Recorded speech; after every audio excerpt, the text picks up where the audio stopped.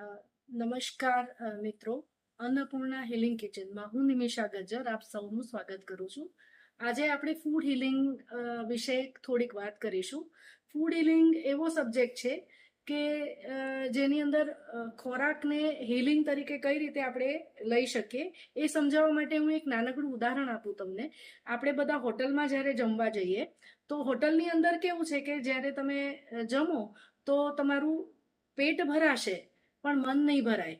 જ્યારે તમારા મમ્મી અથવા તમારા પત્ની અથવા તમારા દીકરી કે તમારા ભાભી કે કોઈ પણ વ્યક્તિ તમારા માટે જમવાનું બનાવે તો એ જમો તો તમારું પેટ પણ ભરાશે અને મન પણ ભરાશે. બહુ સિમ્પલ ઉદાહરણ છે. એનું કારણ શું છે કે જ્યારે પણ તમારા મમ્મી કે તમારી કોઈ બી પત્ની કે તમારું જે લોકો બી છે એ તમારા માટે રસોઈ બનાવતા હોય તો એ પૂરા હૃદયથી પ્રેમથી અને સ્નેહથી તમારા માટે રસોઈ બનાવે છે અને એ તમને પ્રેમથી પીરસે છે અને એ તમે જમો એટલે એ તમને એકદમ સેટિસ્ફેક્શન આપે છે, એકદમ સંતોષ આપે છે.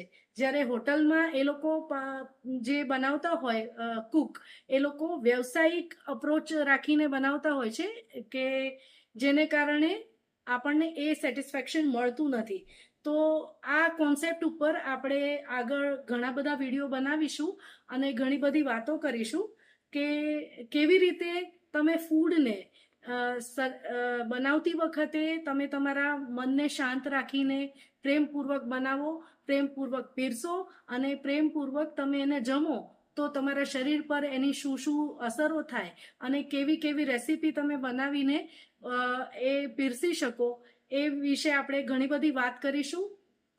અને નીચે આપેલા નંબર ઉપર વધુ માહિતી માટે તમે કોન્ટેક્ટ કરી શકો છો.